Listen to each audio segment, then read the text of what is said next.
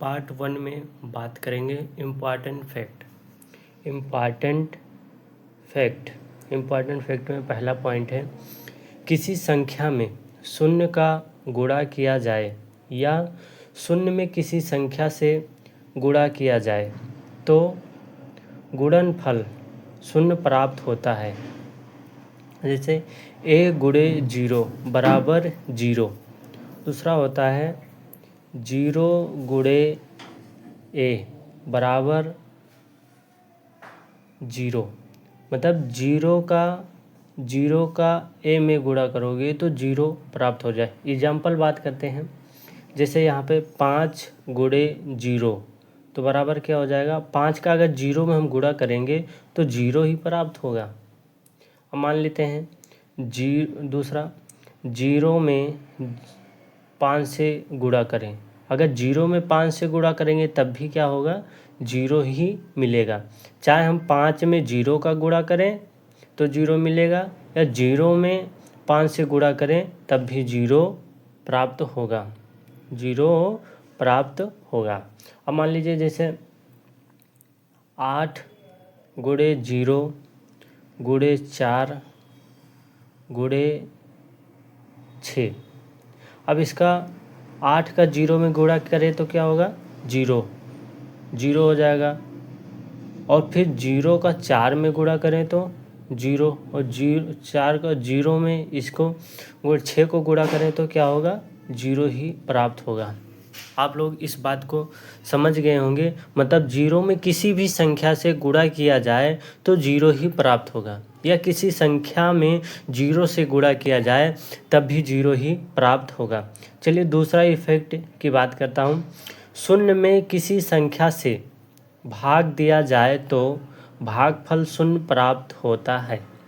मतलब ये कह रहा है, किसी संख्या में मतलब शून्य में किसी संख्या से गुणा किया जाए तो भागफल क्या होगा, शून्य प्राप्त होगा। मान लीजिए जैसे 0 भागे a है तो इसका क्या होगा, 0 ही होगा। अब एग्जाम्पल के तौर पे मानते हैं, जैसे यहाँ पे मान लीजिए 0 भागे 7 तो इसका क्या होगा, 0 ही प्राप्त होगा। अगर दूसरा मान लेते हैं 0 भागे 25, 0 में 25 जाएगा ही नहीं तो मतलब क्या होगा, 0 ही होगा।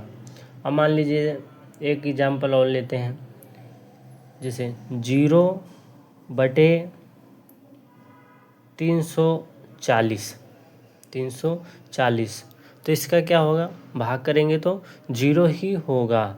मतलब ये बहुत ही इम्पॉर्टेंट इफेक्ट है, जिससे हमें इस चीज़ को हम जानेंगे तो हमें भी मतलब मैथ लगाते वक्त हमें दिक्कत नहीं होगा। कहीं ऐसा आया 0/5 तो हम वो सोचेंगे यार इससे भाग कैसे करेंगे, तो इससे हमें ये पहले से पता रहेगा कि 0 में 25 से भाग करेंगे तो 0 ही होगा, तो ये मतलब 0 होगा। आप लोग इस बात को समझ गए होंगे।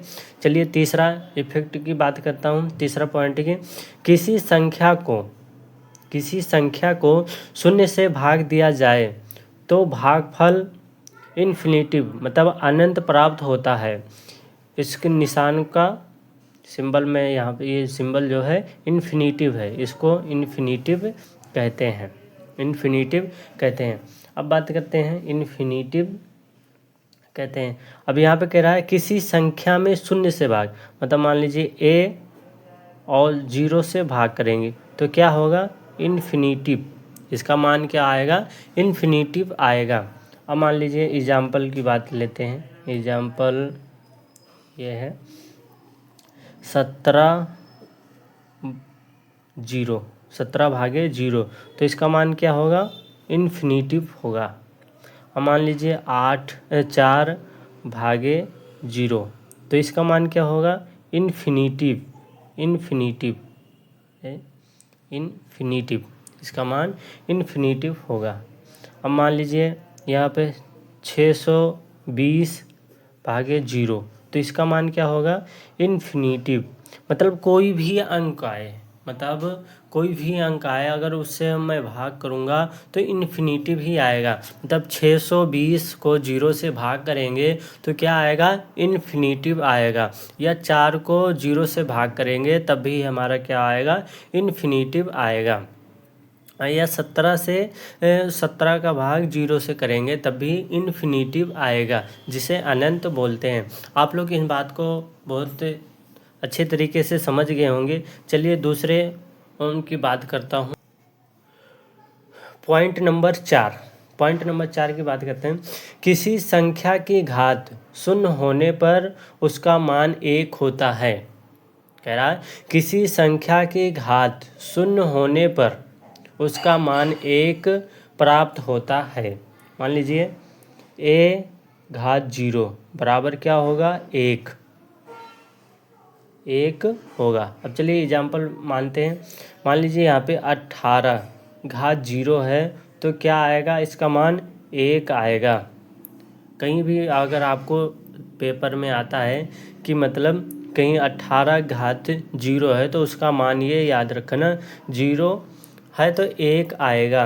अब मान लीजिए कोई भी ऐसी संख्या, ये नहीं है कि 18 रहे तो तभी होगा, 5 हो 6 हो 7 हो। अब मान लीजिए यहाँ पे जैसे 5 के घात 0 हो तो इसका मान क्या होगा 1 होगा। मान लीजिए 350 की घात 0 है तो इसका मान क्या होगा 1 होगा। इसका मान 1 होगा। आप लोग इस बात को समझ गए होंगे। चलिए पॉइंट नंबर 5 की बात करते हैं। किसी संख्या की स्वयं से भाग देने पर भागफल 1 प्राप्त होता है। कह रहा है किसी संख्या की स्वयं से भाग देने पर भागफल 1 प्राप्त होता है। मान लीजिए a भागे a तो इसका क्या होगा, a से a काटेंगे तो क्या होगा 1 आएगा। अब एग्जाम्पल लेते हैं हम लोग, एग्जाम्पल बात करते हैं। जैसे आप 25 भागे 25 तो इसको काटेंगे तो क्या होगा 25 एकम 25 मतलब 1 आया। अब मान लीजिए यहाँ पे 15 भागे 15 है। अब 15 को 15 से काटे भाग दिए कितना हुआ 1 आया। भाई एक ही बार तो जा रहा है। अब मान लीजिए यहाँ पे 0 भागे 0 हो तो क्या होगा, इसका नॉट डिफाइंड, कोई वो नहीं, नॉट डिफाइंड। इसको याद रखना, 0 से 0 भाग करेंगे तो नॉट डिफाइंड होता है। इस चैप्टर में पार्ट 1 में आपको इतना। इसके आगे दूसरे पार्ट में हम आपको बताएंगे जोड़ और घटाव।